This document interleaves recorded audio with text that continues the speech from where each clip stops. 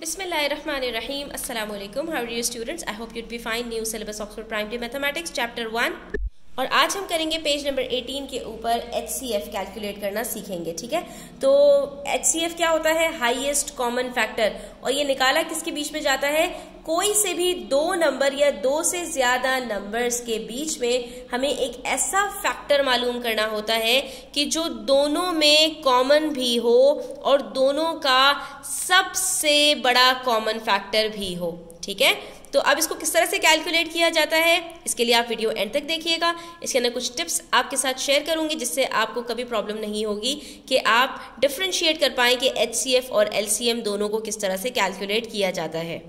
तो सबसे पहला काम जो बच्चों आपने करना है वो ये है कि जितने भी नंबर्स का आपको HCF कैलकुलेट करना है वो आपने इस टेबल में लिख लेना है. उसके बाद जो पहली चीज आपने देखनी है वो ये है कि क्या ये दोनों नंबर्स आपके पास इवन हैं या नहीं. अगर दोनों नंबर्स आपके पास इवन हैं तो आप इन दोनों को किससे डिवाइड करना स्टार्ट करेंगे?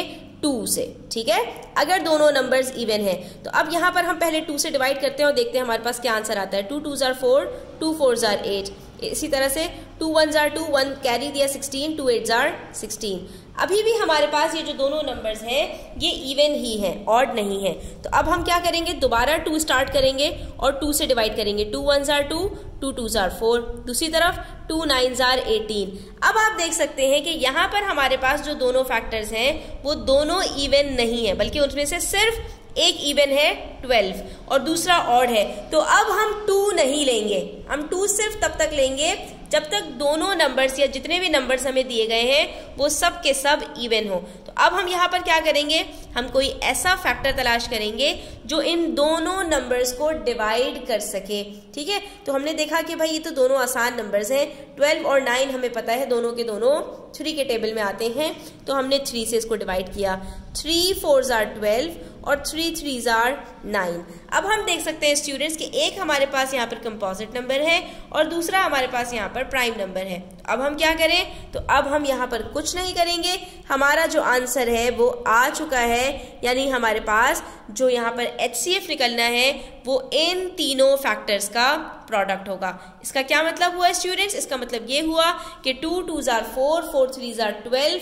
हमारे पास जो कॉमन फैक्टर है 48 और 36 का वो है 12. ठीक है, क्योंकि ये जो 12 है ये 48 को भी डिवाइड कर सकता है कंप्लीटली और 36 को भी कंप्लीटली डिवाइड कर सकता है.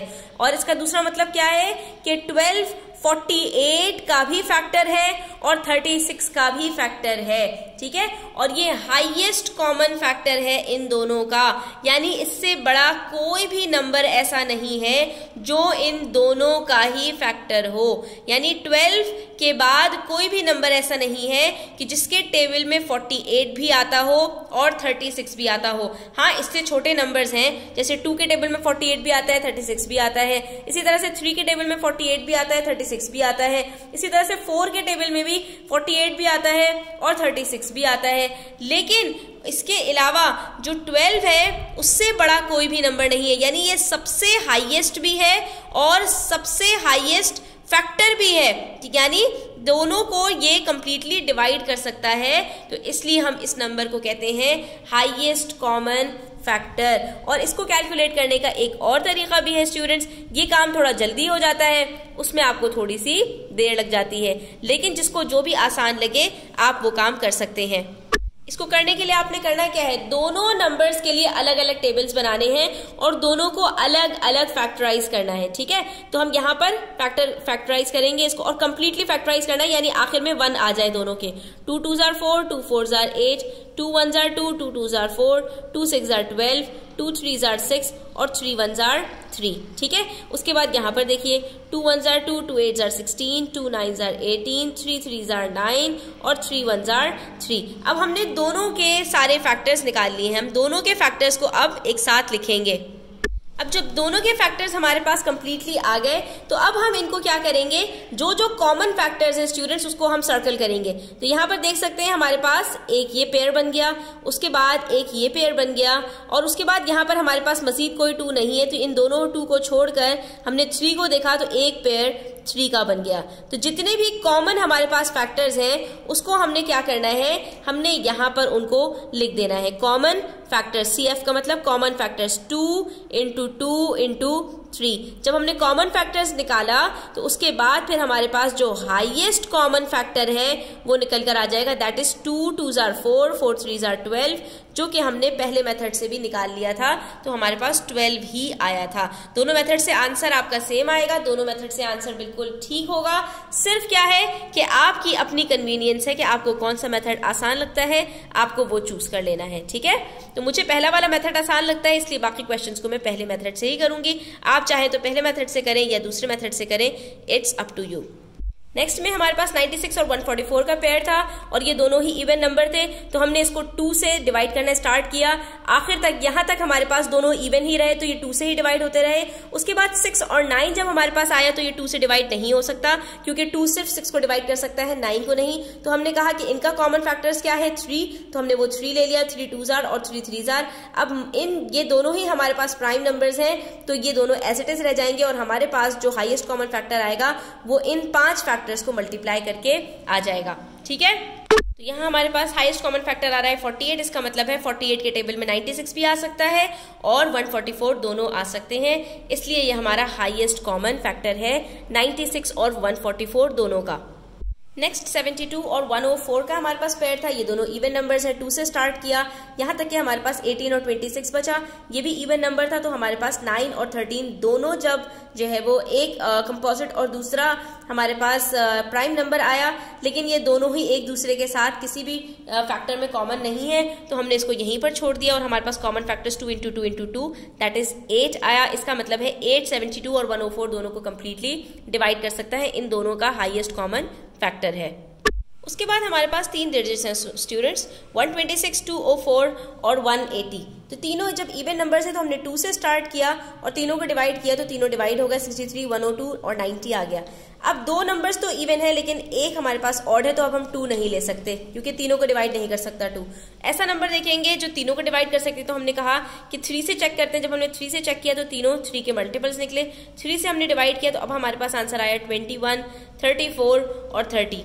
अब जब हम चेक कर रहे हैं तो अब हमारे पास 3 भी तीनों का जो है वो फैक्टर नहीं है, क्योंकि 3 के टेबल में 34 नहीं आता। तो बाकी भी हमने कहा कि भाई 30 के जो फैक्टर्स हैं या 21 के जो फैक्टर्स हैं वो बहुत ही लिमिटेड है। हमें पता है कि 21 हमारे पास सिर्फ 3 के टेबल में आता है, 7 के टेबल में आता है, तो बाकी 34 7 के टेबल में भी नहीं आता, 3 के टेबल में भी नहीं आता। तो इसका मतलब है अब यही हमारा आंसर हो जाएगा। लेकिन फिर हमने सोचा कि कहीं ऐसा ना हो कि हम कोई मिस्टेक करें हो, तो हमने दूसरा मेथड भी देख लिया। और जब अब दूसरा मेथड देखा स्टूडेंट्स, तो यहाँ पर हमारे पास जो कॉमन फैक्टर्स आ रहे हैं वो 2 और 3 ही आ रहे हैं। आप देख सकते हैं कि यहाँ पर 2 हमारे पास तीनों में कॉमन है और उसके बाद ये 3 हमारे पास तीनों में कॉमन है, इसके अलावा कोई और कॉमन फैक्टर नहीं है। इससे हमें पता चला कि हमारे पास ये जो हाईएस्ट कॉमन फैक्टर है वो यहाँ पर क्या है, वो यहाँ पर हमारे पास 6 ही है, यानी 2 3s are 6 है। ठीक है स्टूडेंट्स, तो इस तरह से भी आप कभी कभी चेक कर सकते हैं अपना आंसर कि हमने कोई मिस्टेक तो नहीं की। उसके बाद हमारे पास स्टूडेंट्स 3 नंबर्स का जो है वो था ट्रिपलेट, तो 30, 75 और 105। ये तीनों हमारे पास जो है वो 2 से डिवाइड नहीं हो सकते क्योंकि सिर्फ 30 इवन नंबर है। तो हमने कहा भाई 3 से चेक करते हैं, 3 से देखा तो 3 के ये तीनों मल्टीपल्स निकल आए, तो हमने कहा 3 से डिवाइड कर लेते हैं। 3 10s are 30, 3 25s are 75 और 3 35s are 105। फिर हमने देखा कि अब ये तीनों 3 से भी डिवाइड नहीं हो सकते क्योंकि 3 के टेबल में 10 नहीं आता, लेकिन हाँ तीनों का जो लास्ट डिजिट है वो 0 और 5 है, तो ये 5 के मल्टीपल जरूर है। ठीक है, तो हमने 5 से इसको डिवाइड किया। अब बचे हमारे पास तीनों अलग अलग प्राइम नंबर्स, तो ये तीनों जाहिर है किसी एक के टेबल में आते ही नहीं है, तो हमारे पास जो कॉमन फैक्टर्स हैं वो 3 और 5 ही हो गए और हमारे पास हाईएस्ट कॉमन फैक्टर क्या आएगा, 3 5s are 15। तो हमारे पास ये तीनों का जो हाईएस्ट कॉमन फैक्टर है वो है 15। और जब लास्ट क्वेश्चन देखा स्टूडेंट्स, तो इसके अंदर ना ये 2 से डिवाइड हो सकते थे, ना 3 से डिवाइड हो सकते थे, ना 5 से, ना 7 से। तो हमने कहा कि भाई हम 11 की ट्रिक चेक करते हैं। 11 की ट्रिक क्या होती है कि 2 डिजिट नंबर तो दोनों सेम होते हैं 11 के टेबल में, लेकिन अगर 3 डिजिट नंबर आए तो उसके अंदर आपने सिर्फ ये देखना है कि जो आपके पास एजेस पर जो डिजिट्स हैं, यानी जो फर्स्ट और लास्ट डिजिट है, क्या जो मिडिल डिजिट है वो इन दोनों का सम है, तो आप समझ जाइए कि ये 11 का मल्टीपल है। तो 1 + 1 2 होता है मिडिल के अंदर, इसका मतलब है कि ये 11 का मल्टीपल है। इसी तरह 3 + 3 6 होता है, तो 363 भी 11 का मल्टीपल है। ठीक है, और इसका आपको जो है वो निकालने की भी जरूरत नहीं है, इसको डिवाइड करने की भी।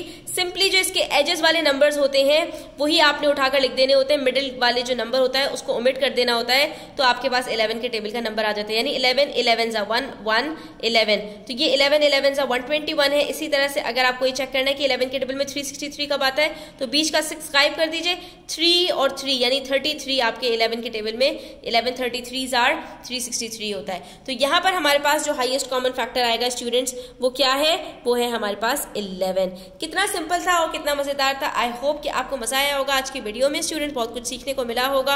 अगर वीडियो अच्छी लगी हो तो लाइक कीजिएगा, अपने फ्रेंड्स के साथ शेयर कीजिएगा, चैनल को सब्सक्राइब करते जाइएगा। अपना ख्याल रखिएगा। अल्लाह हाफिज।